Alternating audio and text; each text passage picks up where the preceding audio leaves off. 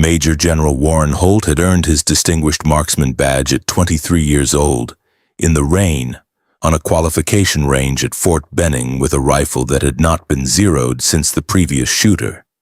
He had fired 40 rounds. 38 had landed within half an inch of center.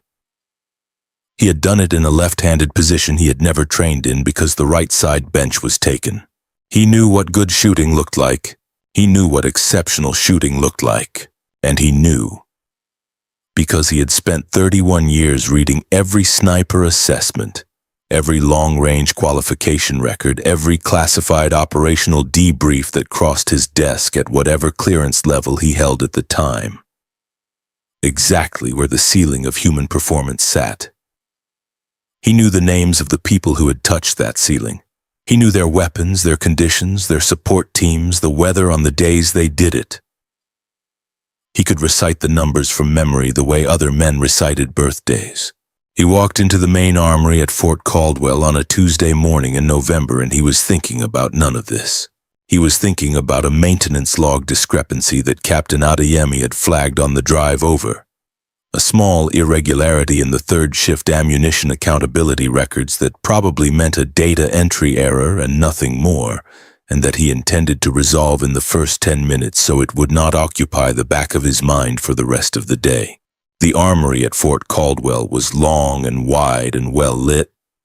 Concrete floors sealed smooth, rifle racks along both walls labeled and aligned with the precision of a unit that knew it was being inspected and had prepared accordingly.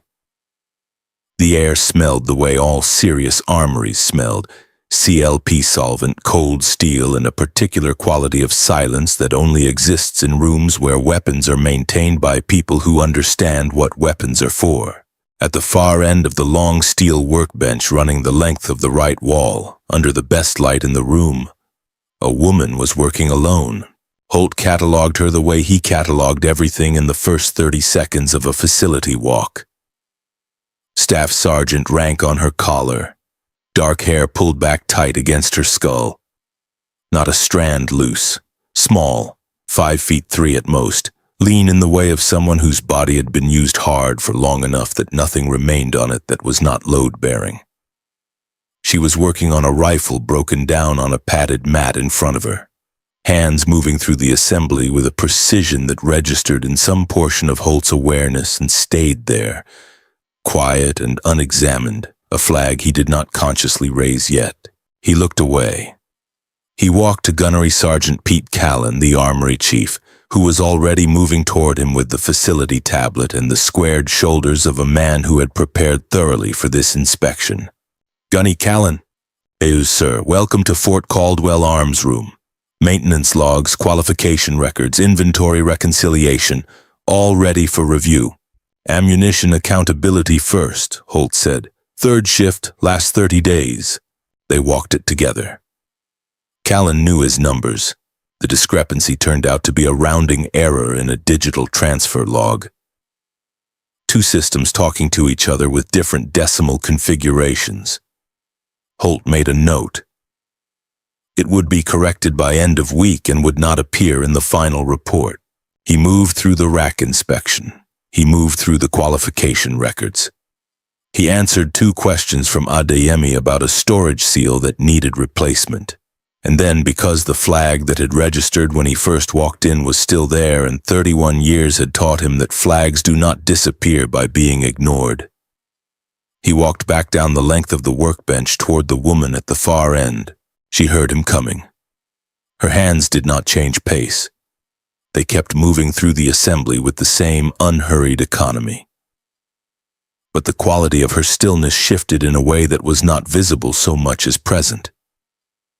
The shift of someone who had been tracking every person in the room since the moment they entered it, and was now making a decision about how to receive the one who was approaching. She was working on a Macmillan TAS-C 338A and SOCOM configuration. The bolt assembly was in her hands. She was performing a modification on the firing pin channel using a sequence that Holt had seen documented in exactly one place in 31 years. A technical annex in a program assessment he had read in a room with no windows and no recording devices. a document he had never seen referenced in any other context before or since. He stopped walking. He was close enough to see the work clearly. Close enough to confirm that she was not following any procedure in any manual he had access to. She was doing something those manuals did not contain. She was doing it from memory, without hesitation, with the fluency of a person who had performed it so many times that the motion had moved below the level of conscious thought. His eyes moved from her hands to her sleeve, just below her left shoulder, not pinned, not attached with Velcro, sewn directly into the fabric of her uniform with small, careful, uneven hand stitches, was a badge, matte black. Small, smaller than any service ribbon.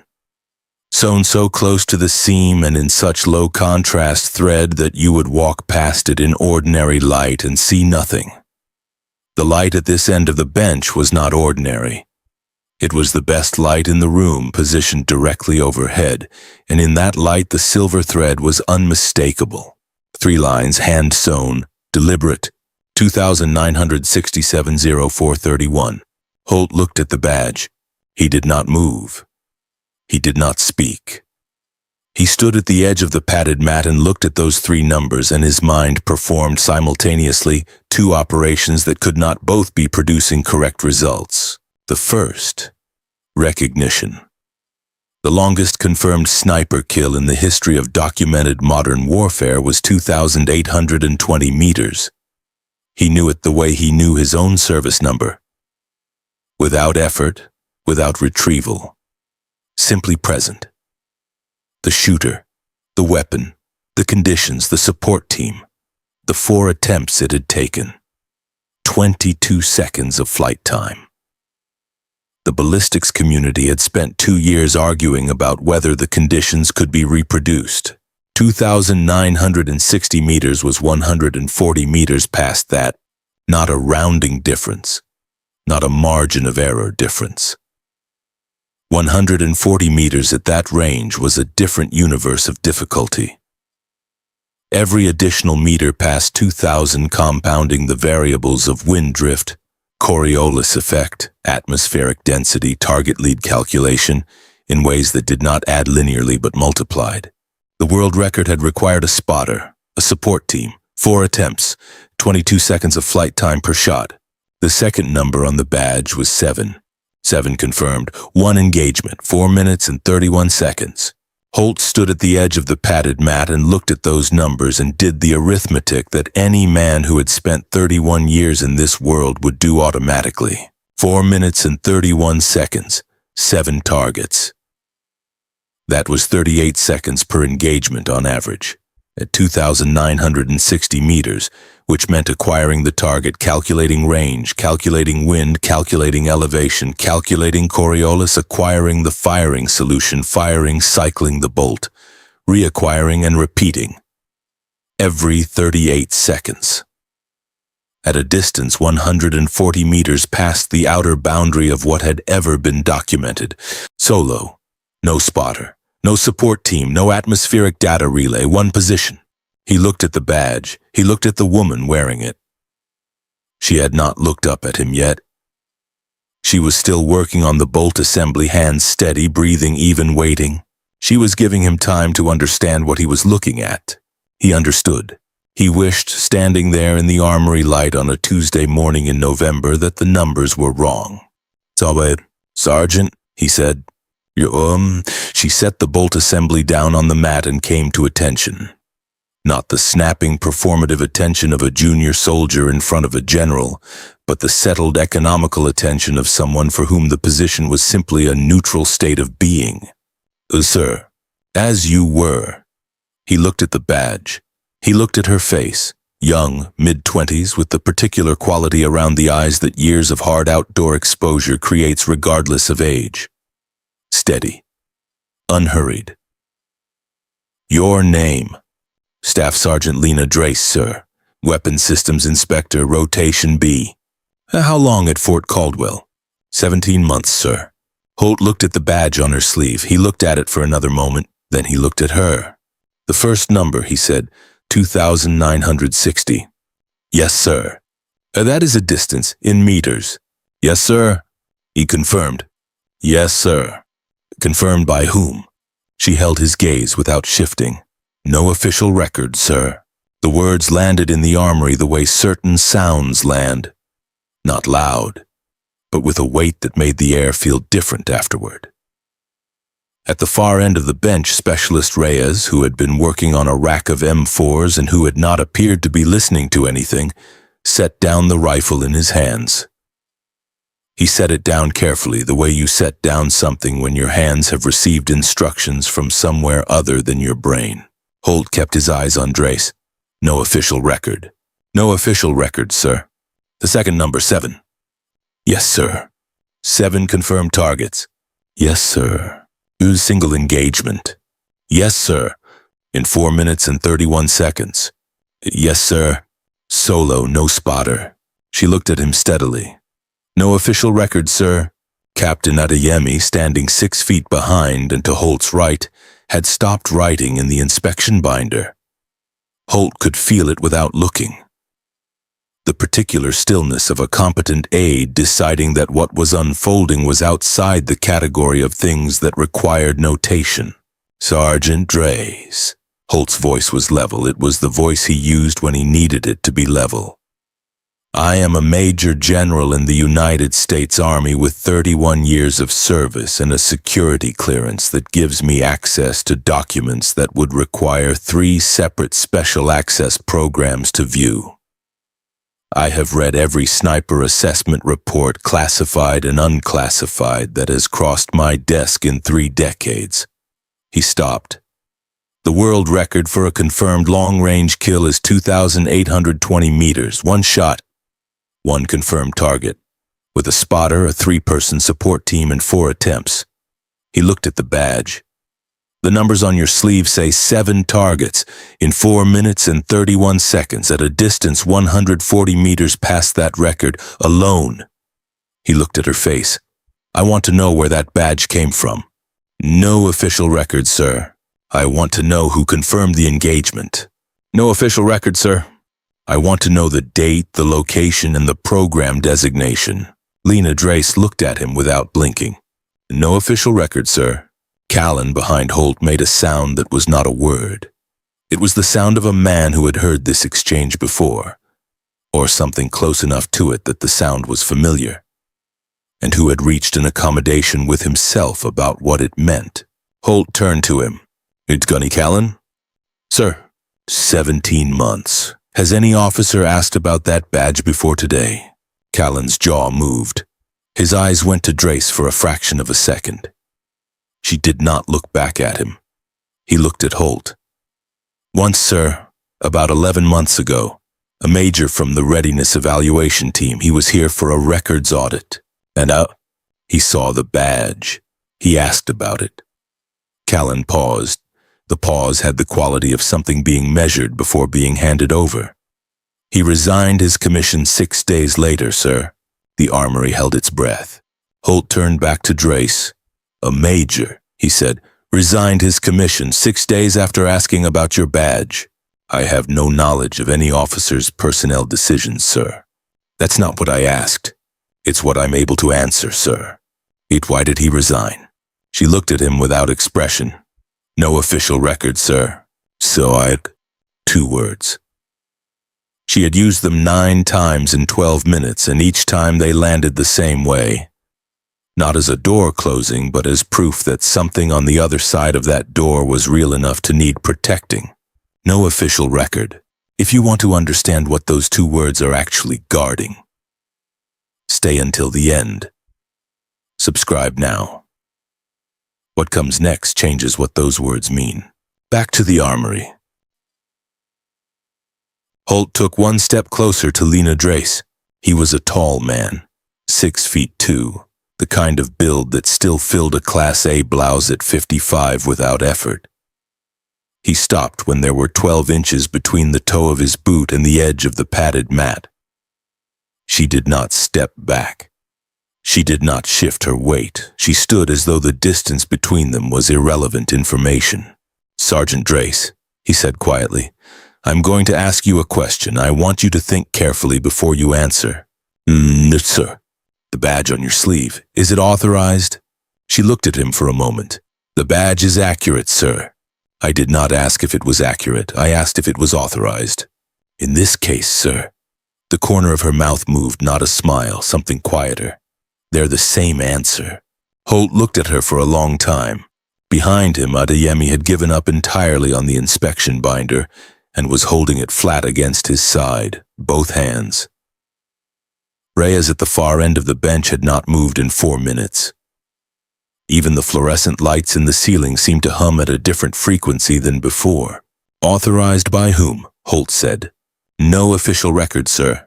Sergeant Ida, sir. Her voice did not change volume. It did not harden or soften. It stayed at exactly the level it had been since the beginning of this conversation. The level of someone who had decided before the conversation started how it was going to go and was simply moving through it. I understand your rank. I understand your clearance. I understand that you have 31 years and a distinguished marksman badge and access to documents that require 3 special access programs to view. She looked at him directly. The answer does not change based on who is asking. No official record, sir. That is the only answer that exists. The only sound in the armory for the next several seconds was the climate control unit humming in the ceiling. Callan was looking at the floor.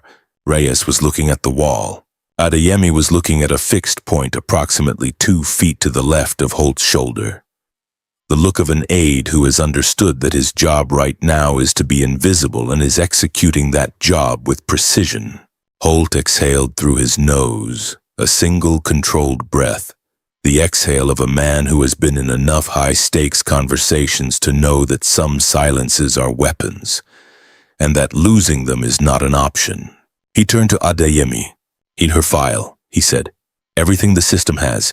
Drace, Lena, Staff Sergeant, Weapons Systems Inspector, Fort Caldwell. Use my access code, all levels." Sir?" Adeyemi already had the tablet. His fingers moved. He waited. He moved again. His face did something that on a less disciplined man would have been visible from across the room. "Sir." "What?" "Her file." Adeyemi turned the tablet so Holt could see the screen. Name, rank, blood type, current posting. He paused. "That's all, sir." "Redactions?" "No, sir, no redaction markers. The fields aren't blacked out. They're just—" Adeyemi looked at the screen. Empty. Holt looked at the tablet. He looked at the empty fields where a soldier's service history should have been, where deployments and training records and commendations and unit assignments should have been stacked 17 months deep at minimum, and years deeper than that beyond. Empty. Not classified. Not redacted, not restricted, simply absent. The way a room is absent of furniture when someone has moved everything out and left no mark on the walls to show where it stood. He looked at Lena Drace. She was looking at the bolt assembly on the mat in front of her. Not at him. Not at the tablet. At the bolt assembly, with the patient, settled attention of someone waiting for a phase to end and the next one to begin. Because she had been in this exact scene before, not this armory and not this general, but this scene, these questions, this sequence, and she knew where it was going. Sergeant Drace," Holt said. "Sir, I'm going to step outside and make a phone call. While I'm outside, you will not touch any weapon in this facility. You will not speak to Gunny Callan or Specialist Reyes or anyone else in this armory. You will stand exactly where you are. Am I clear?" "Yes, sir. When I come back, one of 2 things happens. Either I have a program designator, a command authority, something on paper that tells me who authorized what is on your sleeve, or I have the MPs and we continue this conversation somewhere else." He held her gaze. "Understood?" "Yes, sir." He turned and walked the length of the armory. His footsteps on the sealed concrete were the only sound. The door opened. The door closed. The climate unit hummed. Callan walked to the middle of the room and stood very straight and looked at nothing. Reyes picked up the M4 he had set down and stared at it without seeing it. At the far end of the bench, Staff Sergeant Lena Drace stood with her hands at her sides and waited. corner of her mouth moved. Not a smile.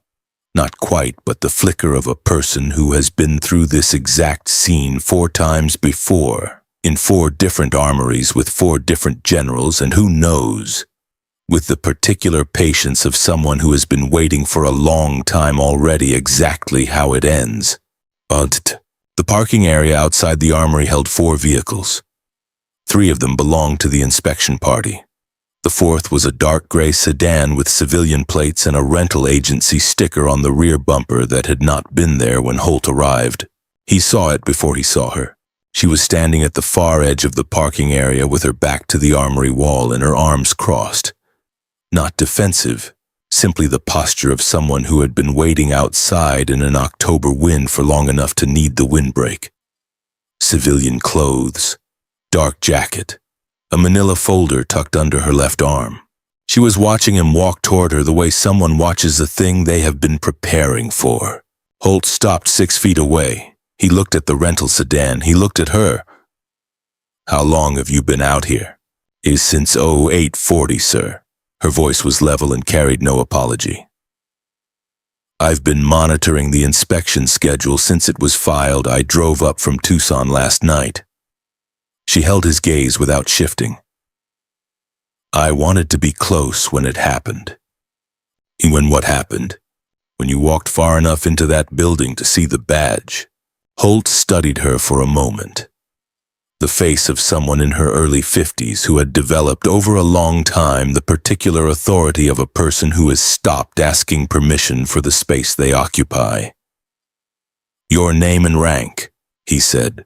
"A Colonel Miravos." She did not reach for identification. She did not need to. "I run the program that trained the soldier you've been talking to for the last 40 minutes. The program that doesn't appear on any standard access roster." "At the same one, sir." He looked at the armory door. He looked at the rental sedan. He looked at the manila folder under her arm. "The numbers on that badge," he said. "The report says they're accurate." "You already made a call," she said. It was not a question. "Before I came outside, yes." She nodded once, a small movement that absorbed the information without reacting to it. "Then you know the numbers are accurate. What you don't know yet, what the call wouldn't have told you because the people who answered it don't have the full picture, is why she still wears it after 22 months of institutional silence." She paused. "That part I'll need to tell you myself." Holt exhaled through his nose. The Arizona wind moved between the buildings in a long, dry current. Adeyemi was standing 15 feet behind him at the precise distance that conveyed availability without intrusion. "The major," Holt said, "the one who resigned." "Yes." He watched her shoot. "At range 7, yes. He requested a demonstration and she provided one." Voss's jaw moved slightly. "He walked off the range and didn't speak for 40 minutes. That night he filed his papers." She looked at Holt directly. "He told his CO one thing before he cleared out. He said, and I'm reading from the debrief because I memorized it, I'm not qualified to be in the same branch of service as what I just saw. I don't want to be." The wind moved. Somewhere across the installation, a vehicle crossed the gravel service road and disappeared. "He had every right to go," Voss said. What he saw was real. His response was honest. But the 6 soldiers currently deployed without official protection don't have the option of honesty without consequence. They stay because there is no version of the work that doesn't require staying. Holt looked at the manila folder. "Is that the report?" "Yes, sir, all 41 pages, not the version that went up the chain. The version that came back down with the redactions plus everything that was attached to it before the redactions were applied." He held out his hand. She gave him the folder. He stood in the parking area of Fort Caldwell main arms building and opened it, and read the first 4 pages standing up in an October wind, in the way that men read things when they need to know quickly whether what they are holding is as significant as they suspect. By page 4 he knew it was. He closed the folder. "Come inside," he said. Someone Inside the armory, while Holt had been in the parking area, three things had happened. The first, Callan had resumed his maintenance check on the M4 rack, moving with the focused efficiency of a man who had decided that looking busy was the most appropriate response to an uncertain situation. The second, Reyes had done the same. Though with less success, his attention kept drifting to the far end of the bench where Lena Drace stood with her hands at her sides and appeared to be studying the middle distance with a patience that Reyes, at 22 years old and 14 months in, could not entirely account for. The third thing had not been planned by anyone. At 0923, the inner armory door had opened and Lieutenant Colonel Brian Marsh had walked in. Marsh was the installation's deputy operations officer, a compact, precise man who had nothing to do with the inspection and everything to do with a rifle that had been reserved under his name for a brigade-level field exercise beginning the following morning. He had come to collect it personally because the last time he had delegated the pickup, the rifle had arrived at the exercise site with a cracked stock and nobody had owned the error. He walked in with a signed checkout form and the energy of a man who intended to be somewhere else in 4 minutes. He got halfway to the rack before he saw Lena. He stopped. Not because he recognized her, he didn't. He stopped because there was a staff sergeant standing alone at the far end of the workbench with her hands at her sides and nothing in front of her. No rifle, no tools, no tablet. And when he looked at her, she looked back with the level, unhurried attention of someone who had been expecting exactly this kind of interruption and had already decided how to handle it.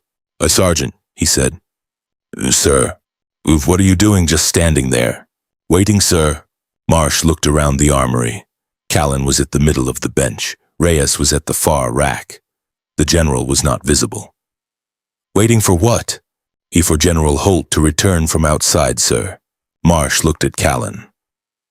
Callan's face confirmed without words that a general was indeed involved and that the situation was exactly as unusual as it appeared. Marsh looked back at Lena. His gaze moved to her sleeve, the way eyes do when they are cataloging a person in uniform and land on something they were not expecting. He saw the badge. He looked at it for 3 seconds. "Sergeant," he said, "what is that on your sleeve?" Lena Drace looked at him with the same expression she had worn for the past 40 minutes.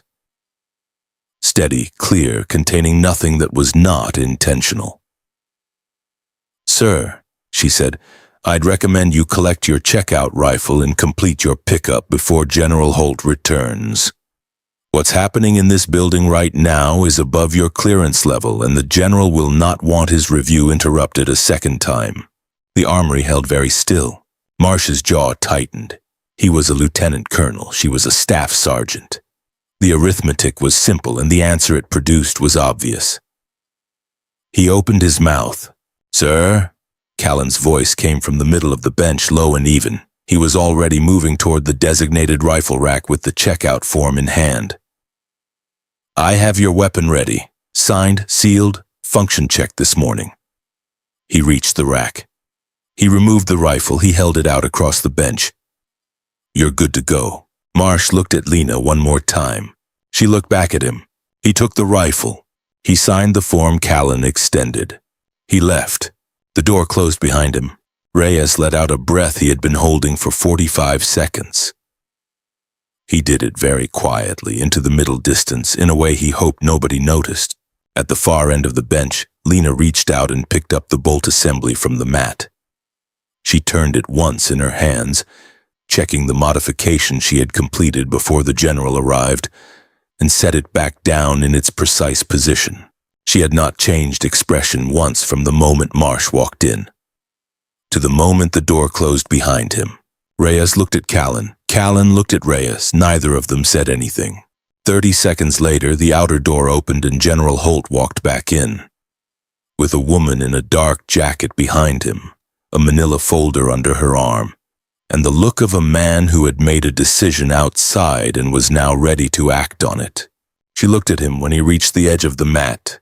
He looked at the badge. He looked at her face. "Sergeant Drace," he said. "Sir." "The numbers on that badge?" "Yes, sir." "They don't tell the whole story." She looked at him for a moment. Something shifted in her eyes. Not surprise. The opposite of surprise. The look of someone who has been waiting for a specific sentence to arrive and has just heard it. "No, sir," she said quietly. "They don't." "Then I'm asking you," Holt said. "The part that's not on the badge. Start from the beginning." Lena Drace looked at Major General Warren Holt for a long, measured moment. Then she said, "Close the door, sir. This is going to take a while." "Yeah." Holt turned to Adeyemi first. "Clear the room," he said. "You and Callan take Reyes to the outer bay. Close the secondary door behind you. Nobody comes back in without my direct order." Adeyemi did not hesitate. He did not ask why. He looked at Callan with a single nod, and the three of them moved. Reyes first, grateful to have somewhere to go. Then Callan with his tablet tucked under his arm and his eyes straight ahead. And finally Adeyemi, who pulled the inner armory door shut behind him with a click that was quiet and final, and left the room changed in the way rooms change when the number of people in them drops to 2. The fluorescent lights kept humming. The climate unit in the far wall pushed cool, recycled air across the workbench. The Macmillan TAC-338A lay in its components on the padded mat, bolt assembly beside the action, stock separated, everything laid out with the particular care of someone who had intended to put it back together before the morning ended. Holt pulled the single chair from behind the duty desk at the near end of the room and carried it to the workbench. He set it down across from Lena Drace, 3 feet of steel bench between them, and sat. He did not cross his arms. He did not pick up a pen. He put his hands flat on his thighs and gave her his full attention the way that men who have spent decades making decisions based on incomplete information give their full attention, completely, without performance, understanding that what he was about to hear was going to require every part of his ability to listen. "November 14th, Lena said, 2 years ago." She did not look away from him. She did not look at the rifle components or the badge on her sleeve or the middle distance. She looked at him directly, the way people look at someone when they have decided to give them the truth and want to be certain it is received correctly. "I was a spotter," she said. "That's what my file said before it was emptied. Observation and targeting support. I fed data. Wind speed at 50-meter intervals, atmospheric pressure, target movement. I called the numbers and the shooter pulled the trigger. That was my job for 4 years. She stopped for a moment. Not for effect. For accuracy, the pause of someone choosing the right word rather than the convenient one. My primary that night was a staff sergeant named Ortega. 12 years in, one of the best trigger men I'd worked with. We had a hide position on a ridgeline 2,000 and change meters from a crossroads where a 7-vehicle convoy was going to pass at 0340. She looked at Holt steadily. The convoy wasn't ours. It was a priority extraction. 23 personnel from a compromised site moving overland to a pickup point. 7 armed positions controlled the crossroads. If those positions were active when the convoy reached the crossing, none of the 23 were going to make it through. Holt said nothing. He listened. Ortega and I had been in the hide for 9 hours when it happened, Lena said. He was adjusting his position for the angle shift. The wind had moved. We needed to reset 2 degrees left. He shifted and the ground gave way under his left elbow. Rock shelf. Stress fracture we hadn't detected when we set up. He went down into the gap. Right wrist, both bones. She paused. He couldn't hold the rifle. The armory was very quiet. The convoy was 54 minutes out, she said. The crossroads was 9 minutes from the pickup point. If we extracted and called in an abort, the convoy would reach the crossing before any other asset could be repositioned. There was no other asset. It was us, or it was no one. Holt looked at the badge on her sleeve. He looked at it the way you look at something when the explanation is rearranging what it means. So you picked up the rifle, he said. I'd been training on it for 14 months, Lena said. Not on paper, there's no paper. The program that trained me, the one that doesn't appear on your standard access roster, I'd been running it alongside my official assignment, twice a week. Dawn shoots before the rest of the base was awake. Colonel Voss's program. She'd identified 6 of us over 3 years, women who met the physical and neurological profile she was looking for, and she'd been training us in the hours that didn't officially exist. Her voice did not rise. It did not carry the weight of grievance or pride. It carried the particular flatness of fact stated without expectation of response. I had logged over 400 hours of trigger time on that platform by November 14th. I had never fired a confirmed engagement. You were trained but unrecognized, Holt said. I was trained and invisible, she said, which that night turned out to be the same thing. She shifted her weight slightly. The first physical movement she had made since they sat down, and looked at a fixed point on the workbench between them for exactly 3 seconds before looking back at him. I told Ortega what I was going to do. He said 2 words. He said, "Winds shifted," meaning it had changed from the last reading I'd given him. He was still working the numbers in his head with a shattered wrist in the dark. I took the reading. The shift was 4 degrees east, gusting inconsistent. I recalculated. She stopped. Then I got behind the rifle. What happened next? She described without dramatics. She described it the way a person describes a technical process they have repeated enough times that the emotion of it has separated from the execution. Not gone, not buried, but set aside in the specific compartment that trained people learn to maintain in the gap between what is required and what is felt. The first target was at the southern anchor of the crossroads. 2,940 meters on her rangefinder, which she was holding with her right hand while her left steadied the rifle on the bipod. She had no spotter. She was running every variable herself. Wind at 5 intervals between her position and the target, the humidity gradient off the valley floor below, the target's movement pattern, a 2-degree cant in the rifle caused by the angle of the rock shelf she was using as a platform. She breathed out 4 counts. She adjusted for Coriolis.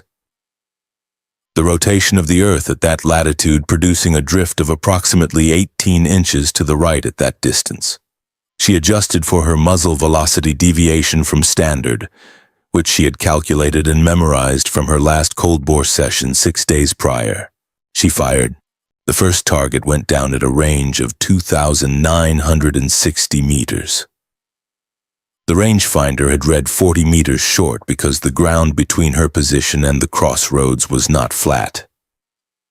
It curved, and the laser had skipped off a terrain feature and returned a false reading. She corrected in real time. The bullet traveled just under 9 seconds in flight. When it hit, she said, I had already cycled the bolt and was acquiring the second target. Holt was very still. 7 targets, she said. The positions were not co-located. They were spread across approximately 400 meters of terrain. I had to reacquire each one from scratch. New range, new wind calculation, new elevation, new lead estimation. 2 were moving. 1 was partially obscured and I had to wait 11 seconds for the angle to clear. She paused. The 11th second was the longest part. 4 minutes and 31 seconds, Holt said. 4 minutes, 31 seconds and some number of milliseconds that I didn't track, she said. The convoy reached the crossroads at 03:43. 14 minutes after the last shot. All 7 positions were cold. All 23 personnel made the pickup point. She stopped. It was the first full stop she had made in the entire account. Not the pauses of precision, not the gaps of selection, but an actual stop. The kind that arrives without being planned. Something crossed her face that was not the face she had been wearing for the past 30 minutes. It was there for less than 2 seconds. Something that lived behind the numbers, behind the wind calculations and the reacquisition windows and the bolt cycles. Then it was gone, and the controlled stillness came back, and she looked at him with the same level gaze she had maintained since he sat down. I don't know their faces, she said. The 23, I've never seen a photograph. I don't know their names. What I know is that 14 minutes after the last shot, the convoy cleared the crossroads. She looked at her hands for a moment, then back at him. I think about that gap sometimes, 14 minutes. What was happening in that time that I wasn't there to see? She stopped again. That's all. She looked at him without expression. No official record, sir. The words landed differently now, not as deflection, as description. There was no record because the engagement had not been sanctioned, because the program that trained her did not officially exist, because the rifle she had used to fire it was not signed out under her name, because Ortega, with 2 broken bones and 9 hours of sand in his lungs, had filed a report that night that described a successful target suppression and did not, at Lena's request, name the shooter. Because the 23 personnel from the compromised site had come home and the people responsible for bringing them home had decided, for reasons of institutional convenience, that the method was better left undocumented. The report Ortega filed, Holt said slowly. It named you as the spotter. Yes, sir. And the shooter. Unknown assets, sir. That's what the report says. And no one questioned that. 3 people questioned it, Lena said. 2 of them accepted the answer they were given. The third one, she stopped. The third one was Colonel Voss. She already knew, Holt said. She'd been watching the data from the operation in real time, sir. She had my biometric signature from the program, heart rate, breathing pattern, trigger cadence. She knew before the convoy reached the pickup point. Lena looked at him steadily. She drove to my position herself. 36 hours later, she found me in the debrief holding area. She sat across from me in a room that looked a lot like this one, and she looked at me for a long time without saying anything. And then, Lena reached up with her right hand and touched the badge on her sleeve. Not pulling at it, just touching it. The way you touch something that has a specific weight you want to confirm is still there. Then she took off her jacket, Lena said. She had a needle and thread in her inside pocket.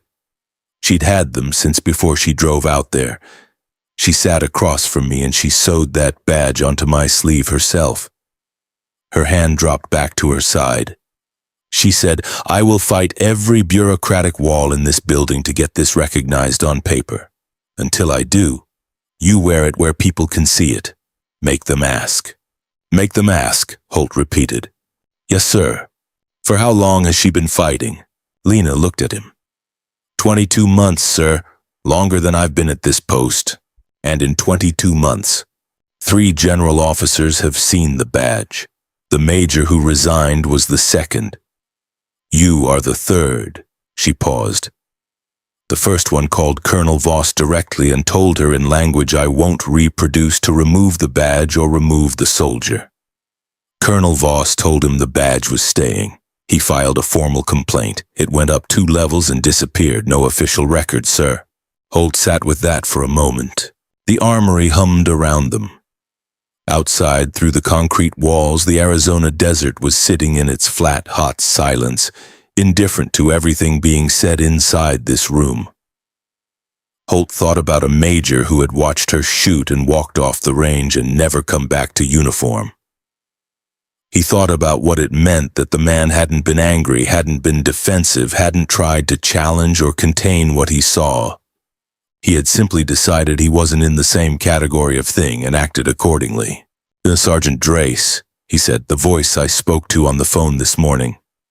He told me the badge shows what you did, not why you still wear it. He watched her face. The engagement was 2 years ago. You've been in 3 different armories in 22 months. At least 2 other postings before this one. You could have taken it off. You could have made it easier. She did not answer immediately. She looked at the Macmillan TAC 338A on the mat in front of her. The disassembled components, the padded mat, the work she had been doing before he walked in. And something moved in her face that was not visible so much as felt, the way a change in air pressure is felt before it is understood.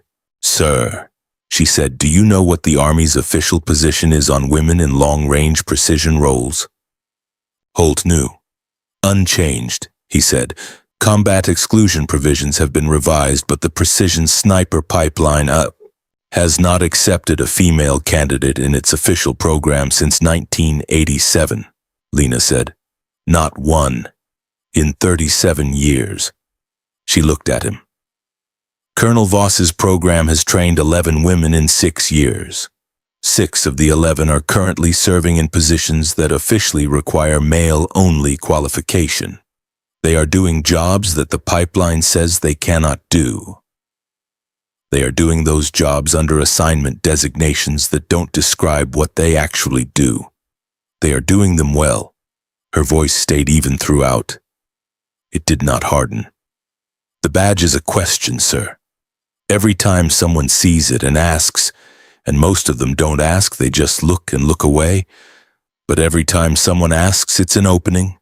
It's proof that the question deserves an answer. And if someone asks and decides the answer is inconvenient, then at least they asked," she said. "At least they know the number exists. 2,960 meters. 7 confirmed.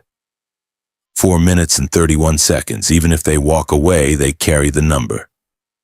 It gets harder to pretend it doesn't exist when the number is in your head." Holt looked at her for a long time. He thought about the major who had resigned. He thought about whether the resignation was a failure of nerve or an act of integrity. A man confronting the distance between what he believed the institution was and what it actually contained, and deciding he could not hold both things at once.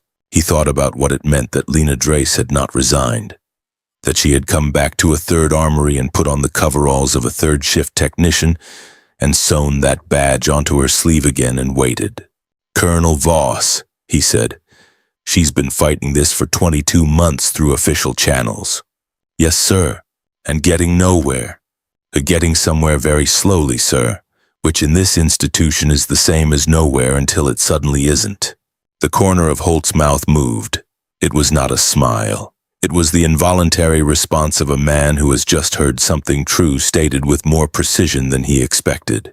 3 hours, he said. "That's what I was told, before she arrives." Lena said nothing. He looked at the badge one more time.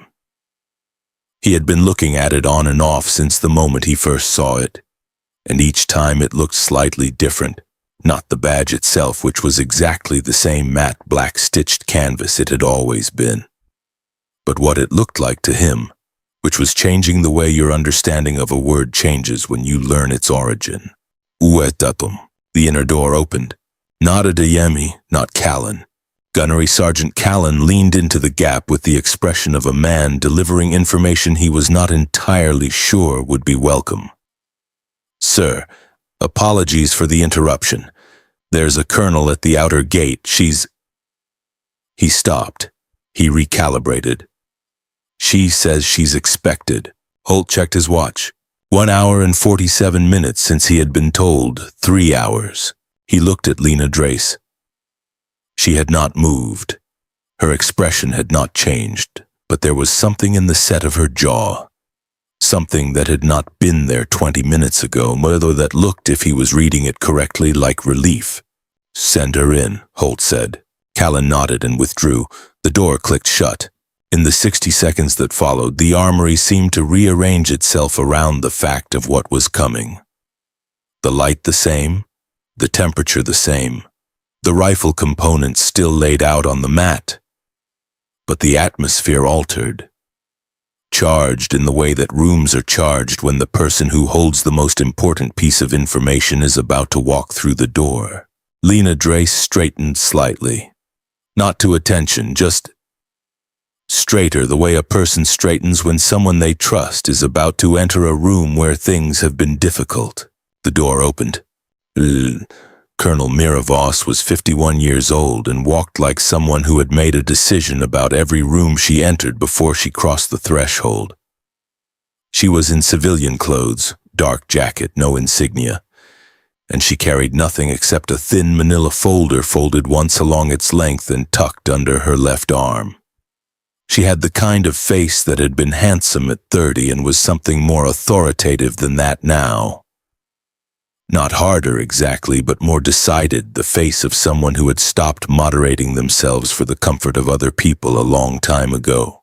She looked at Lena first. It lasted 1 second. It was not a prolonged look, and it did not need to be. It carried in that 1 second the full weight of 22 months of institutional warfare fought on behalf of a soldier who had never asked to be fought for, and who had never in 22 months asked her to stop. Then she looked at Holt. "General Holt," she said. Her voice was level and direct and contained no apology for arriving 90 minutes ahead of schedule. "I've been waiting 2 years for someone with your clearance level to walk into the right armory." She set the manila folder on the workbench between them. "I brought the report." She looked at the badge on Lena's sleeve, then back at Holt. "All of it," she said. "Not the version that went up the chain.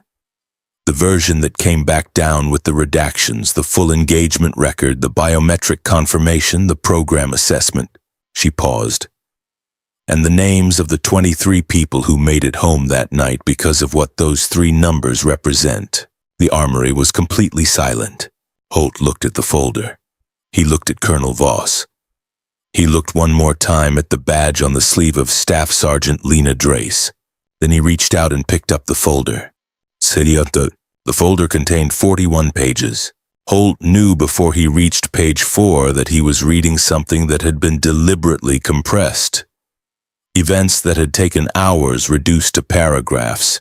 Data that had taken equipment and expertise to generate reduced to rows of numbers on a half-page table. Someone with authority and motivation had worked very hard to make this document small, not to destroy it, to make it small enough that the people who encountered it would underestimate what it contained, the way you underestimate a charge by the size of its casing.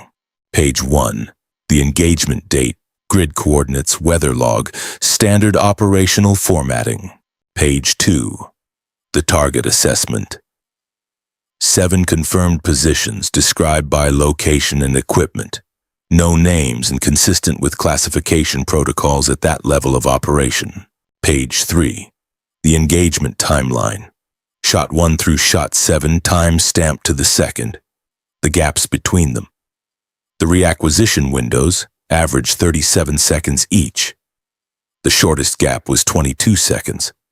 That was between shots 5 and 6, which meant she had acquired a new target at beyond world record distance, calculated an entirely new firing solution, and broken the trigger in 22 seconds. Holt set his thumb on that line and held it there for a moment.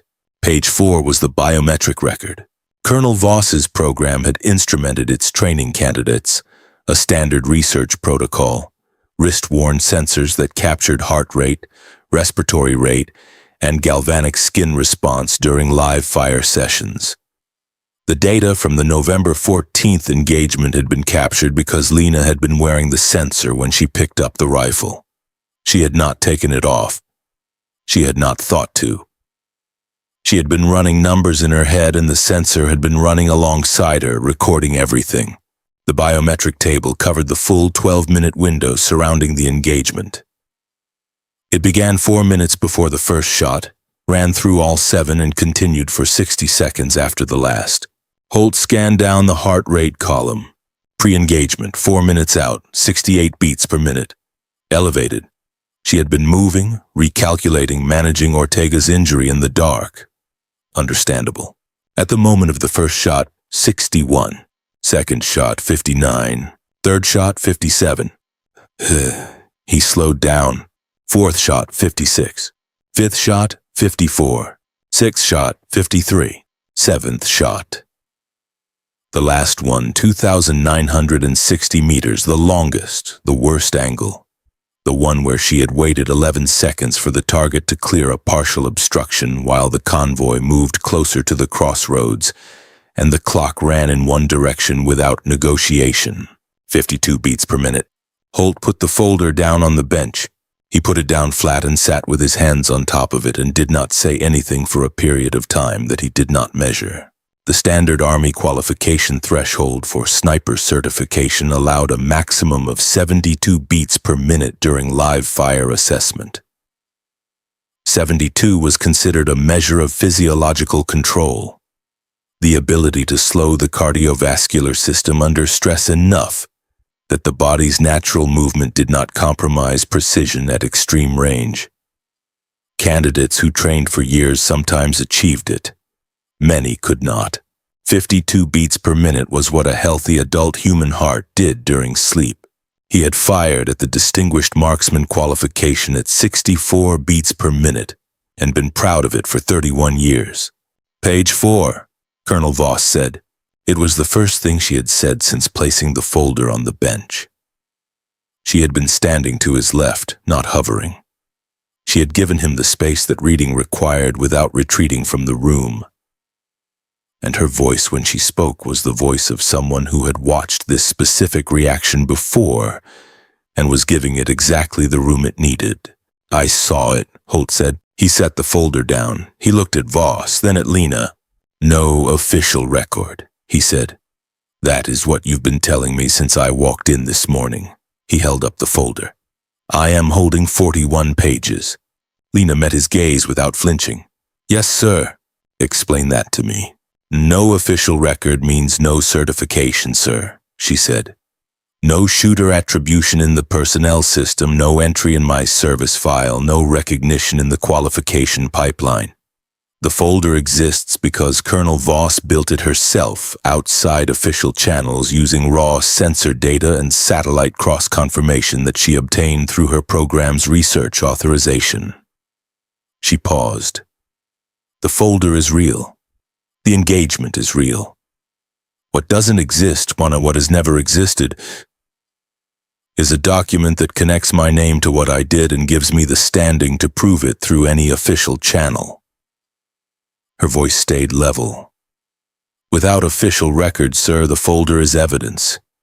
My name attached to it is nothing. I have no protection, no attribution, no certification. If the folder were challenged in a review board tomorrow, I would have no grounds to defend it as mine. A beat. That is what no official record means. Holt was quiet for a moment. He looked at the folder in his hands differently now. Not as proof, but as the precise shape of a gap. The Army, he said slowly, has 41 pages of evidence and 0 personnel attribution. Yes, sir. Which means it can acknowledge the engagement existed without acknowledging who conducted it. It has done exactly that, sir, for 2 years. He set the folder down on the bench. The Army's standard is 72. I know the standard.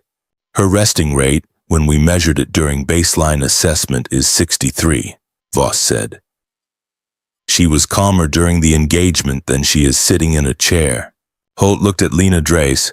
Lena was standing on the far side of the workbench with her arms at her sides. She had not sat down since Voss arrived.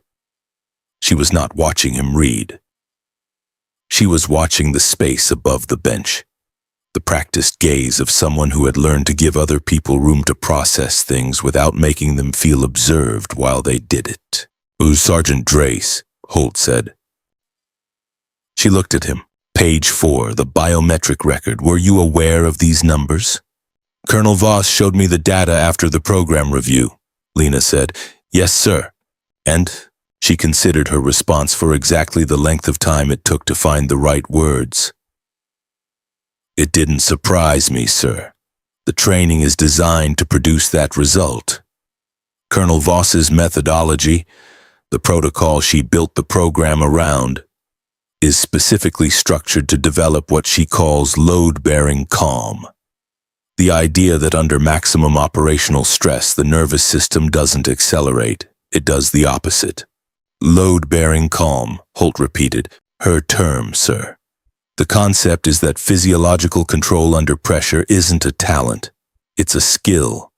It can be trained. The program trains it the same way you train a shooting position. Repetition, feedback, incremental stress loading over time. She paused. Most people assume it can't be taught. The data says otherwise. Holt looked at Voss. Your methodology. 18 months of development before we ran the first candidate, Voss said. I had access to research from 3 sports science programs, 2 neurological studies on elite military performance, and 12 years of my own field observation on what the highest performing operators I'd worked with actually did differently from everyone else. She had not sat down either. She stood straight, and there was in her bearing the particular quality of someone who had walked into too many rooms prepared to be dismissed, and had decided at some point in the past to stop making it easy. The results are in pages 22 through 31 if you want the full picture. 11 candidates over 6 years. Completion rate of the full training protocol, 73%. Average improvement in long-range precision performance over the training period, 41%. 0 injury incidents during training. 0 operational failures in any of the 6 who have been deployed in relevant roles. 6 of 11, Holt said, currently deployed, in roles that the official pipeline does not recognize them for, Voss said. Under assignment designations that describe something other than what they actually do. Doing it well, with no paper trail connecting their performance to this program, because the program does not officially exist and therefore cannot officially produce results. Holt stood up from the chair. He was not agitated. He did not move like an agitated man. He moved like a man who needed to be vertical to think, crossing to the far end of the bench and standing there with his back to the rifle racks and his face toward the room. 22 months, he said. You've had this data for 22 months. You've been filing through official channels. 14 formal requests, Voss said, 3 program review submissions, 2 appeals to the Special Operations Qualification Board, 1 direct petition to the Office of the Deputy Chief of Staff. She produced from her jacket pocket a folded document that was not the manila folder.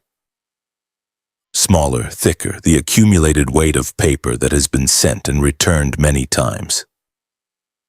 Every response is in there. I keep them together because it's useful to see the language side by side. The reasons given for denial. They are not consistent with each other. They are, however, consistent in their conclusion. Holt did not take the document. He looked at it. What's the conclusion? That the program operates outside the recognized training framework and therefore its outputs cannot be formally certified. Voss's voice remained level. Which is true. And which is true specifically because every request to bring it inside the recognized framework has been denied. She paused. The circle is the point, General. If the program can't be recognized because it isn't inside the framework, and it can't get inside the framework because it can't be recognized, then the conclusion is predetermined regardless of what the program produces. The armory held a different kind of quiet now. Not the breath-held quiet of shock, but the denser quiet of people inside a problem they can all see clearly and are measuring from different angles. The folder, Holt said, well, page 38, there's a list. Yes, sir. 23 names. Yes, sir. He had read the list on page 38 before he read page 4. He had read it because the list came first in the document order, and because when you read an operational report, you read the personnel accounting before the technical data. Because the personnel accounting is why the technical data matters. He had read down the list of 23 names and stopped at number 19. Captain Daniel Restrepo, 26th Infantry Regiment. 2 years ago, the November extraction from a compromised site. Holt had stood in a hospital in Germany 6 weeks after that extraction and shaken Restrepo's hand. He had been there for a separate visit, a different unit, a different engagement. And Restrepo had been in a corridor in civilian clothes 6 weeks post-surgery, walking laps in the hall because the physical therapist had told him walking laps was better than lying still. Holt had not known the specific operation that had put him there. He had shaken the hand of a captain who walked with a cane and who looked at him with the eyes of a man who had come back from something significant, and he had said the things you say, and he had gone on with his visit. Number 19 on the list. He did not say any of this. He put it in the place where certain things went and left it there. Armored. The program, Holt said. The 6 who are currently deployed. Are any of them in positions where the absence of official recognition creates an operational risk? Voss answered without hesitating. All 6, she said. If a performance review triggers a qualification audit, which happens on a rotating basis in any special operations adjacent assignment, there is no paper to support what they're doing. The audit would find a gap between their official training record and their demonstrated function. That gap would require explanation. The explanation would surface the program. And when the program surfaces without official standing, the soldiers take the exposure, Holt said, not the program. Yes, sir. They're doing jobs that the institution benefits from, with no institutional protection. But that is an accurate summary. Holt turned to Lena. The armory postings, 3 and 22 months. Yes, sir. Were they your choice? She considered that for a moment. The first one was, she said. After November 14th, I needed a position that didn't require me to explain what was in the file that didn't exist. The armory was functional. I know weapons. I can maintain them better than most people with twice my time in. A pause. The second posting was Colonel Voss's recommendation. The third, this one, was mine again. Why this one? Fort Caldwell has a long-range qualification range, she said. Range 7. It's outside the standard inspection rotation. It doesn't get many visitors. She looked at him steadily. The major who came through 11 months ago wasn't here by accident. Colonel Voss had flagged the facility as a potential demonstration site. He was the first officer she'd routed through with a high enough clearance and an open enough schedule. A beat. He was also the last until today. Holt looked at Voss. You've been routing officers through this installation. I've been creating conditions for the right questions to get asked, Voss said. There was no apology in it. 14 formal requests in 22 months produced 14 denials. I changed my approach. I stopped waiting for the institution to look at what this program has produced and started putting the program in front of people who might look differently. The major didn't look differently. No, Voss said. He looked accurately. He assessed what he saw and concluded that the institution wasn't structured to hold it, and he made a personal decision based on that assessment. She paused. I disagree with the decision. I understand it. You disagree with it. The institution is not fixed by people who leave it, Voss said. It is fixed by people who stay and push the load. The major had every right to go. He did not owe this program anything. But the 6 soldiers currently deployed in positions without official protection cannot go. They stay because there is no version of the work that doesn't require staying. Holt was quiet. Outside the armory walls, somewhere across the installation, a vehicle crossed the gravel on the service road. The sound came and went. Inside, the fluorescents did their single-note work. The report sat on the bench. 41 pages. 14 denials folded in Voss's pocket. A list of 23 names, including one man Holt had shaken hands with in a hospital corridor without knowing why he was there. He looked at Lena Drace. She had not spoken in several minutes. She stood with the particular patience of someone who had made her argument fully, completely without holding anything back, and who understood that what came next was not hers to control. Sergeant, he said. Sir, range 7, you said it doesn't get many visitors. And no, sir. How long would you need to set up? Something shifted in the room, not a sound. A pressure change, the kind that happens when a question moves a situation from the theoretical to the operational. Lena looked at him for one full second. For what conditions, sir? The conditions on November 14th, he said, as close as you can approximate them on a fixed range. Distance, angle, wind loading, whatever you need. She thought about it for exactly as long as the calculation required. 2 hours, she said. For full setup, if the wind cooperates. And if it doesn't? Then I wait for it, she said. The wind cooperates eventually. Holt turned to Voss. She was watching him with an expression that had not changed since she walked in. Not guarded, not eager, not triumphant. Watchful. The expression of someone who had spent 2 years getting to this moment and was now giving it the respect of not assuming it meant what it appeared to mean until she was certain. Colonel Voss, he said, the biometric data, the program assessment, the engagement record, all of it independently verifiable? The biometric data is raw sensor output, she said. Chain of custody is documented from the sensor to the program server. The engagement record was cross-confirmed against satellite imagery logged the same night. The position timeline matches the overhead record within 40 seconds. The program assessment results are reproducible. I can run any of the 6 deployed candidates through a blind qualification and the scores will be consistent with the file. A pause. Nothing in that folder is constructed, General. It is all weight-bearing. He picked up the folder.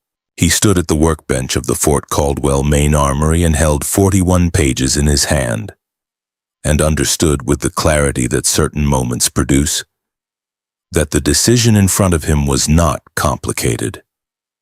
It was only large. He could set the folder down. He could return to the inspection checklist that Adeyemi had been holding for the past hour.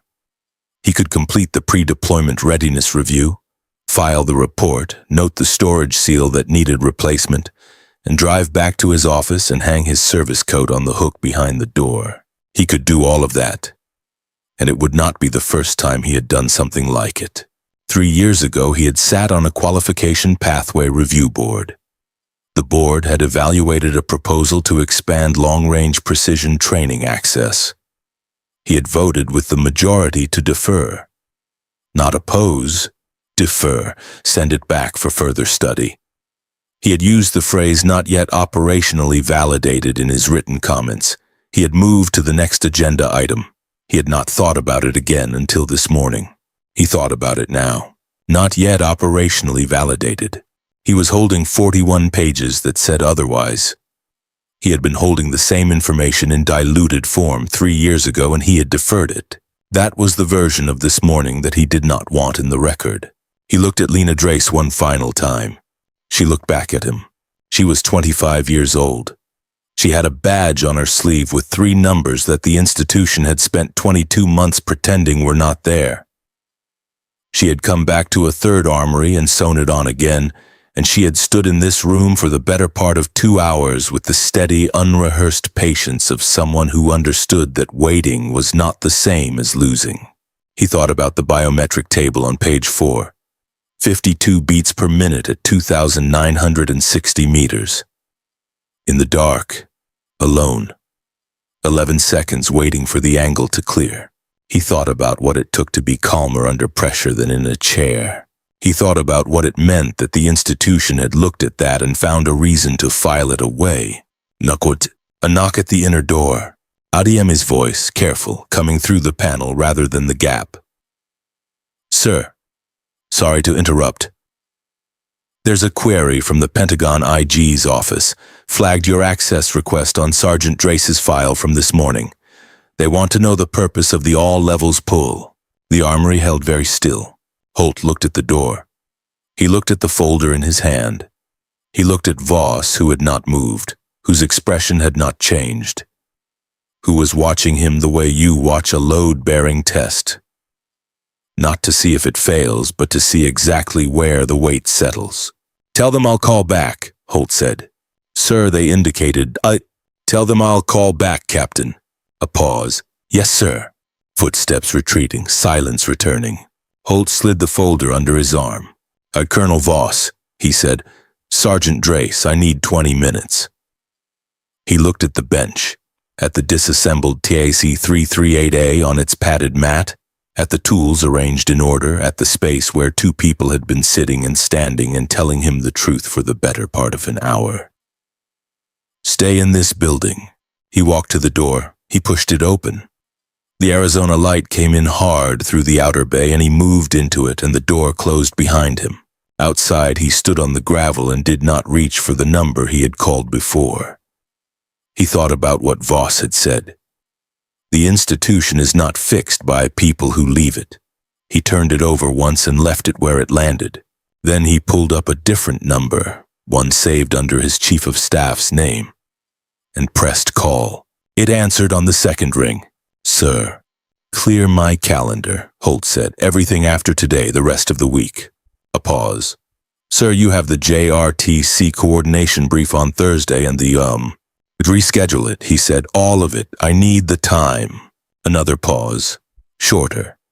His chief of staff had been with him for 2 years and had learned to read the specific quality in his voice that meant the conversation was over. "Yes, sir? Is there anything I should tell them?" Holt looked at the hard November sky above the Arizona desert. He thought about a convoy at 0343 reaching a crossroads that no longer had 7 armed positions. He thought about a hospital corridor and a captain with a cane walking laps because the physical therapist had said it was better than lying still. He thought about 52 beats per minute. "Tell them," he said, "that I'm conducting an inspection that requires more time than anticipated." He ended the call. He stood outside the armory for 19 of his 20 minutes, doing the kind of thinking that could not be done while someone was watching. When he went back in, the door opened on a room that was exactly as he had left it. Voss standing, Lena standing, the TAC 338A in pieces on the mat, the folder that he had taken with him still under his arm. He set it on the bench. He looked at Lena Drace. "Range 7, he said. 2 hours, whatever you need to set up." She looked at him for a moment. Then she reached out and picked up the bolt assembly from the mat and began putting the rifle back together. She did not hurry. She had never hurried. She assembled the TAC 338A in the same unhurried, deliberate sequence she had been using when he first walked into this armory 3 hours ago, and in the specific silence that followed, with Voss watching and Holt watching and the fluorescent lights doing their one thing in the ceiling. Something in the room settled. Not resolved, not finished, but settled. The way weight settles into a structure that is strong enough to hold it. Holt watched her work. He had watched a lot of people work in 31 years. He had watched people work well, and he had watched people work badly, and he had watched a handful of people work in the way that made you understand something new about what work could be.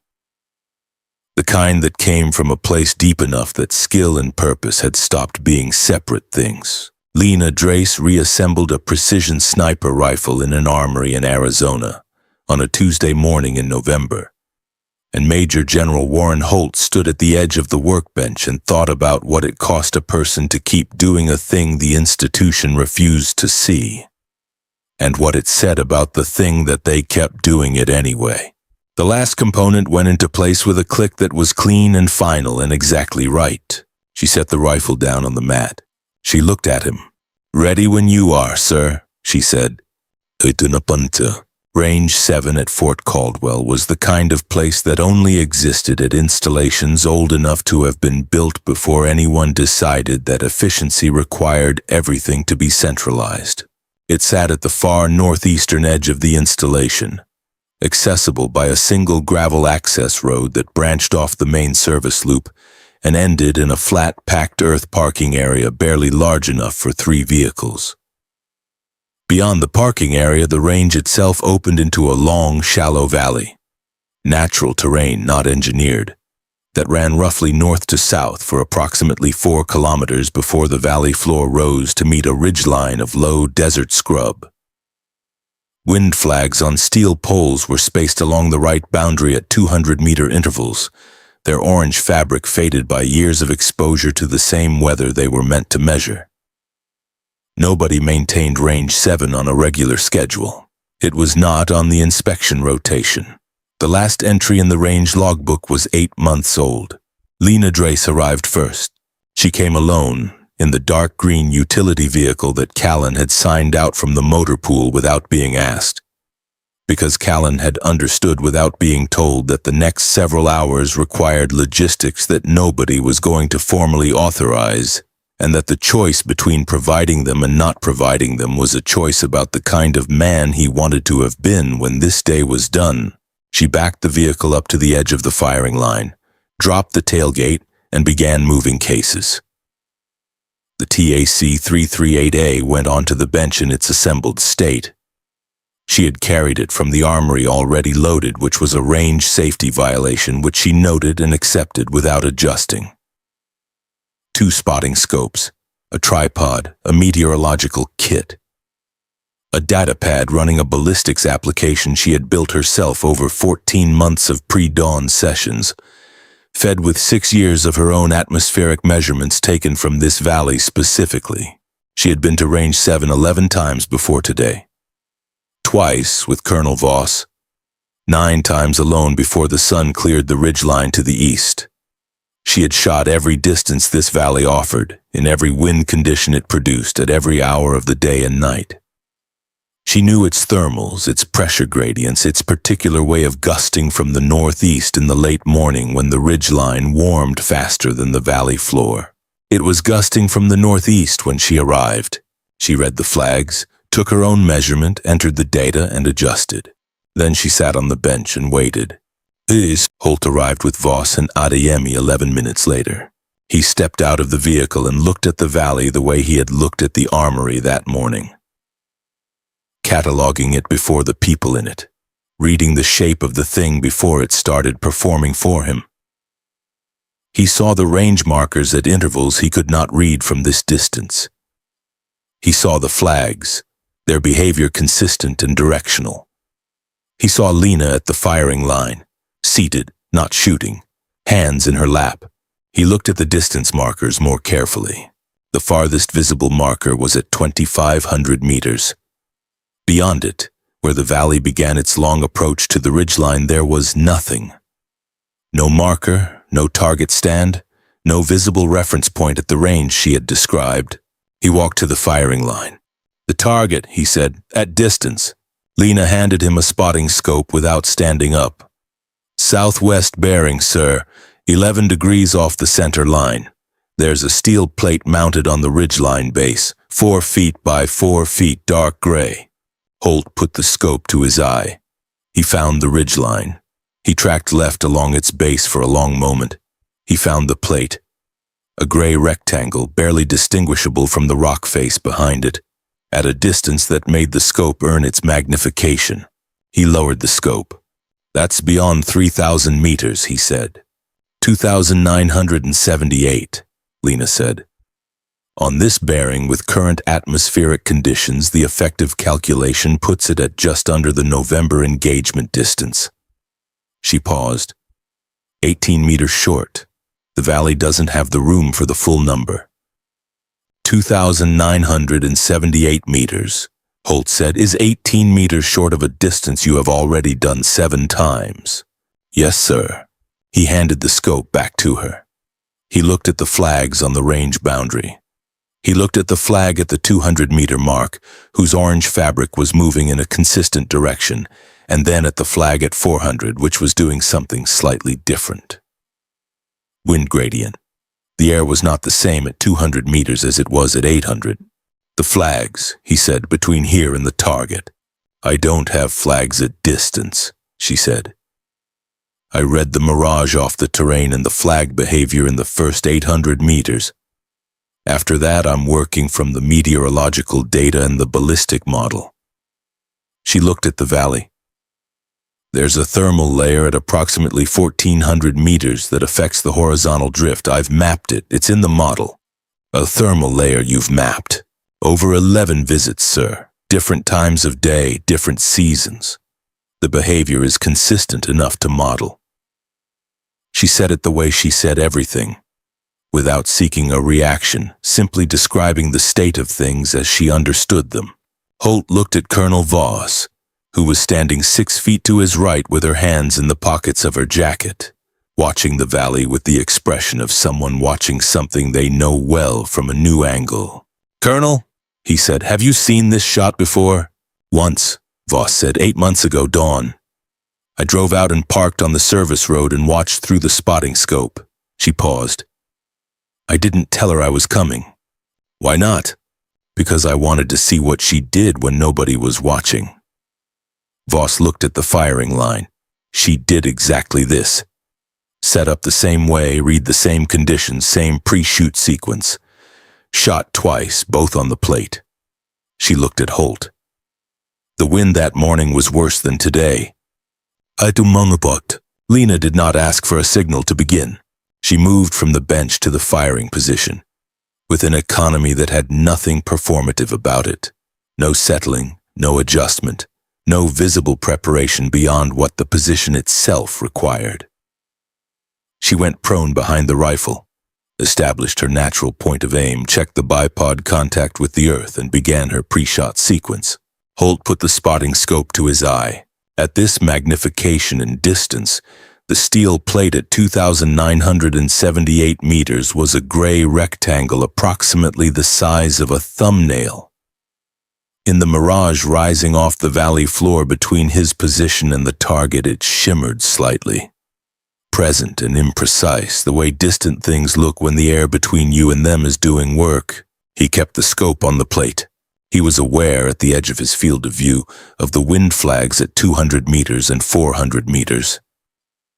Their behavior unchanged, consistent. He was aware of Adeyemi standing behind and to his left, tablet in hand, and of Voss beside him, her own scope up. He was aware of the silence, not the silence of an empty range. Ranges were never fully silent. There was always the wind and the terrain and the ambient frequency of open ground.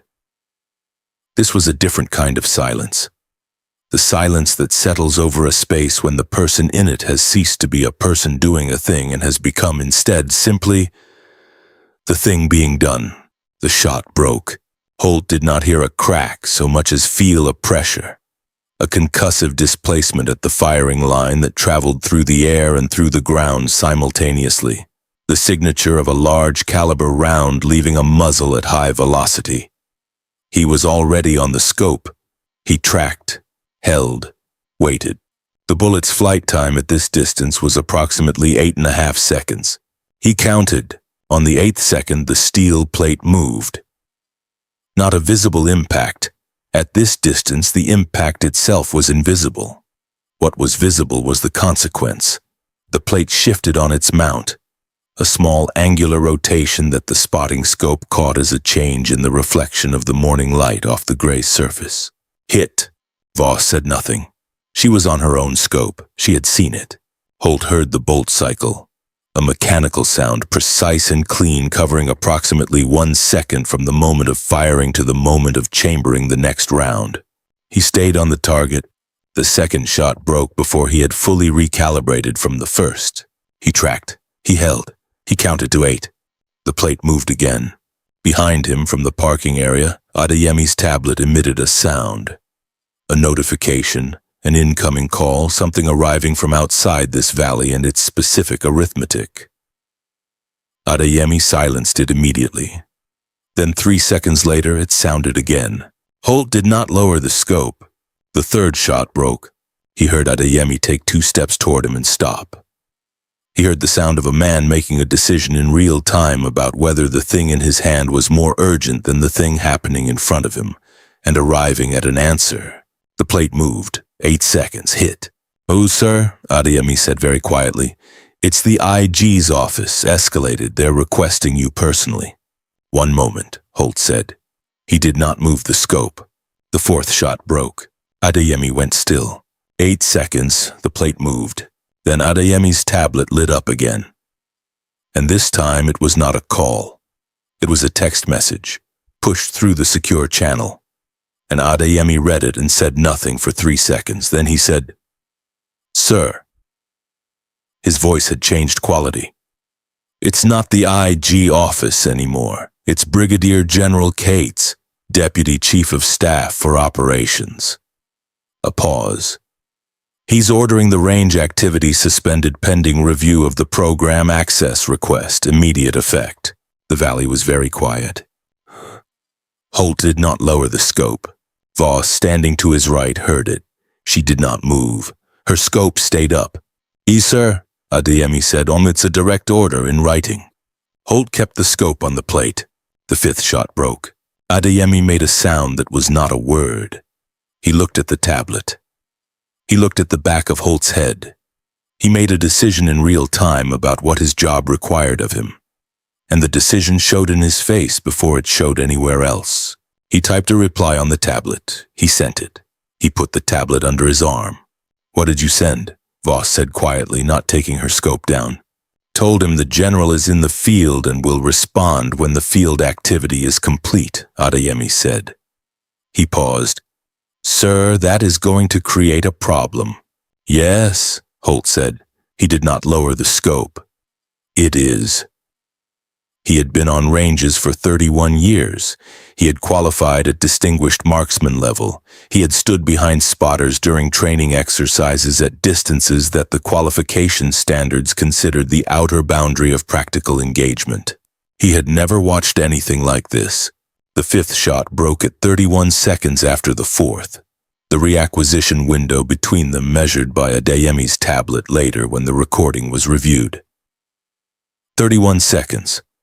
At just under 3,000 meters, cold bore, no support, thermal gradient at 1,400 meters, wind gradient inconsistent across the first 800. The plate moved. The sixth shot at 28 seconds, the plate moved, and then a pause, longer than the others. 44 seconds. Holt had time to wonder whether something had changed. The wind, the position, something mechanical, and then the seventh shot broke, and 8 seconds later the plate moved for the final time and the valley returned to the kind of silence that follows something irreversible. Holt lowered the scope. He stood at the firing line of Range 7 at Fort Caldwell on a Tuesday morning in November, and looked at the ridge line 2,978 meters away, and said nothing for a time that he did not track. Then Adeyemi appeared at his elbow, not with the IG tablet this time, with the secure phone, the one that only rang for flag officers. "It's Cates, sir. Direct line. He's been holding for 6 minutes. Holt took the phone. He looked at the ridgeline. He put the phone to his ear. "This is Holt." The voice on the other end was controlled, clipped, and carried the particular temperature of a man who had been waiting long enough to be certain he was right. "General Holt, I issued a suspension order on that range activity 40 minutes ago. I'm going to need you to explain why it's still ongoing." "It was ongoing when the order arrived," Holt said. "I made a command decision to complete the activity before responding." "General, that activity is connected to an unapproved program operating outside the recognized training framework. I have authority to—" "Brigadier General Cates." Holt's voice did not rise. It did not need to. "I am a major general. I have more years in this institution than you have in your current billet, and I am standing at Range 7 at Fort Caldwell looking at a steel plate at just under 3,000 meters that has 7 fresh impact marks on it, all centered, all confirmed, fired in 4 minutes and 17 seconds by a staff sergeant who your office has been declining to recognize for 22 months. He paused. "I would suggest that before you file anything, you think carefully about what the record is going to show when someone asks why this program was denied 14 times. The line was quiet for 4 seconds. "I'm initiating a formal review of your command decision," Cates said. He put it in writing. Holt said, "Send it to my office. I'll respond through proper channels." He paused. "That's what we do in this army, isn't it? We put things in writing. We keep records." He let that land. Official ones. He ended the call. He handed the secure phone back to Adeyemi. He walked to the firing line where Lena Drace was rising from the prone position, brushing desert dust off the front of her jacket with 2 economical swipes of her palm. The rifle was on its bipod, pointed downrange, muzzle cover back in place. 7, Holt said. "Yes, sir." "In." He checked Adeyemi's tablet, which had been logging the sequence. 4 minutes and 17 seconds. "The last gap was longer than November," she said. The thermal layer shifted. I had to recalculate. 14 seconds longer. Yes, sir. He was quiet for a moment, looking at the plate on the ridgeline. Or rather at the space where the plate was, because at this distance and in this light it was again a gray suggestion rather than a defined object. How many others, he said, in Voss's program, how many could do what I just watched? Lena looked at him directly. 3, sir, including me. 3. 3 women currently in the United States military who have completed the full protocol and demonstrated consistent performance at this distance. 2 of them are deployed right now. She paused, under designations that don't describe what they are. Holt looked at Voss, who had come to stand at the edge of the firing line with her hands still in her jacket pockets and her expression still carrying the same watchful patience it had carried since she walked into the armory. The colonel, he said, the 14 denials, who signed the most recent one? A Brigadier General Cates, Voss said, Office of the Deputy Chief of Staff for Operations 62 days ago. Cates, Holt said. He knew the name. Does he know what's in that folder? He received a summary, Voss said. Whether he read it is a question I can't answer. Holt picked up the spotting scope from the ground where he had set it. He looked through it at the plate one more time. The 7 impact marks visible now as lighter circles against the gray surface, grouped in an area that, at this distance, represented a degree of precision that had no existing standard to be measured against, because no existing standard had ever imagined it was necessary to measure this. He lowered the scope. Colonel Voss, he said, I'm going to need 2 things from you before end of week. Voss waited. First, a complete program package. Everything in that folder plus the full training methodology, the candidate selection protocol, the results for all 11 candidates, and a projected timeline for bringing the program inside the recognized framework on an expedited basis. He paused. Not a petition, not a request, a package built for implementation. Yes, sir. Second, the names and current posting locations of the 6 deployed candidates. He looked at her steadily. I want to know exactly where they are and what they're being asked to do without official backing. Before I take this to the people I need to take it to, I want to understand the full shape of what we're talking about. Voss looked at him for a moment. Something shifted in her expression. Not surprise and not relief exactly, but the specific recalibration of someone who has been pushing against a wall for long enough that when it begins to move, the change in resistance requires a moment to register. Yes, sir, she said. He turned back to the range. He stood at the firing line one more time, looking at the 4-kilometer valley and the ridge line at its far end, and the plate that 7 rounds had found from this position on a Tuesday morning in November, under conditions that no official document would ever describe as possible. Sergeant Drace, he said. Sir. The badge, he said, when Colonel Voss sewed it onto your sleeve in the debrief room, what did you think? It was not quite a question. He left it open at the end like a door. Lena was quiet for a moment. The wind moved through the valley, lifting dust at the 200-meter mark and settling it again. I thought, she said slowly, that it was the most honest thing anyone had done for me since I put on a uniform. She looked at the badge on her sleeve, a brief private look, the kind you give to something that doesn't require your full gaze to be seen clearly. I thought that if I wore it long enough in enough places, eventually someone would ask the right question. She paused. I was right. It just took longer than I expected. Holt looked at the badge, 3 lines of silver thread on matte black canvas. Numbers that the institution had spent 22 months declining to read.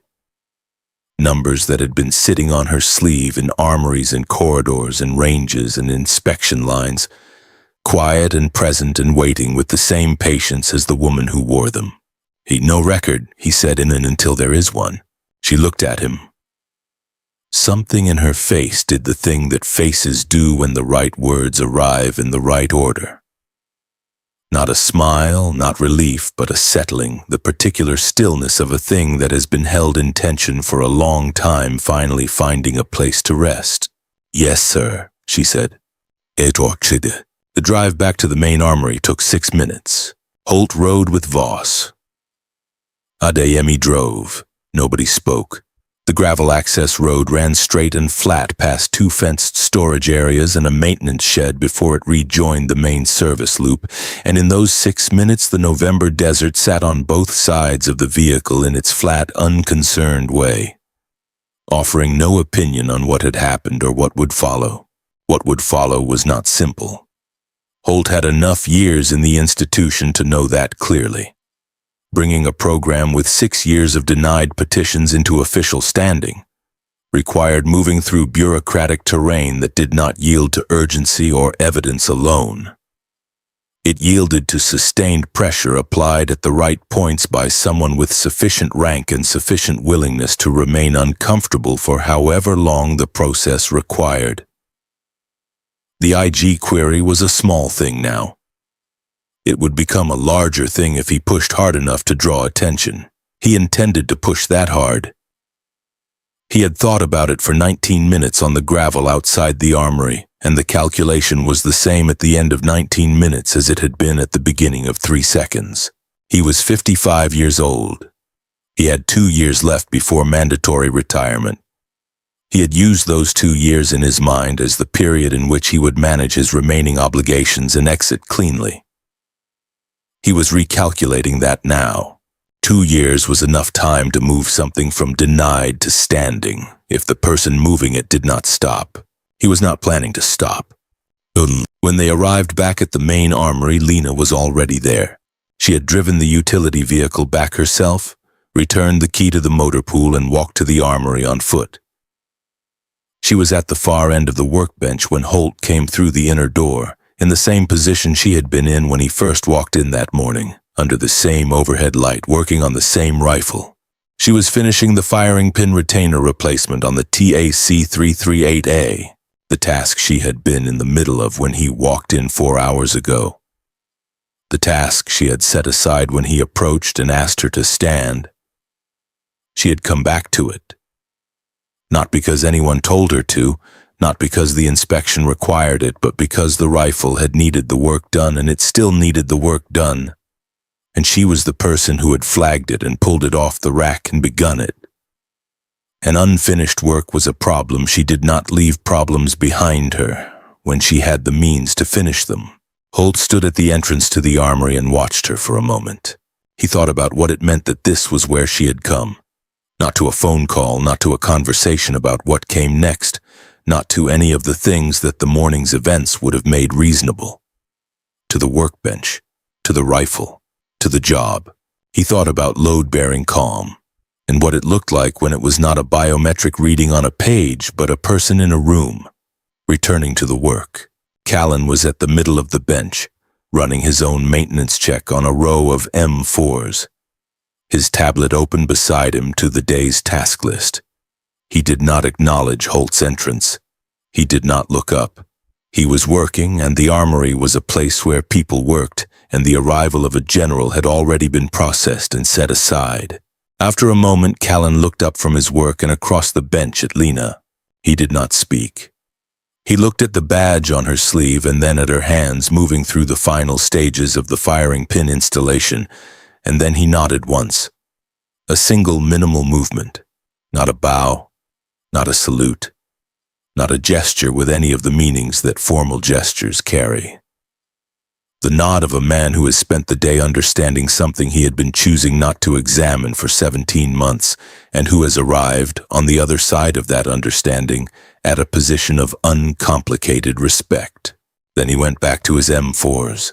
Lena did not look up. She may not have seen it, or she saw it and understood that it required nothing in return. That some acknowledgments are complete in themselves, without answer, without ceremony. Holt turned and walked back toward the outer bay, where Adeyemi was already on the phone with his office, working backward through the calendar, making the week look different from how it had looked that morning. The inner armory door swung shut behind him. Through it, muffled now, came the sounds of the armory returning to itself. The fluorescent hum, the occasional metallic contact of a tool meeting a surface, the quiet industry of a room where weapons were maintained by people who understood what weapons were for.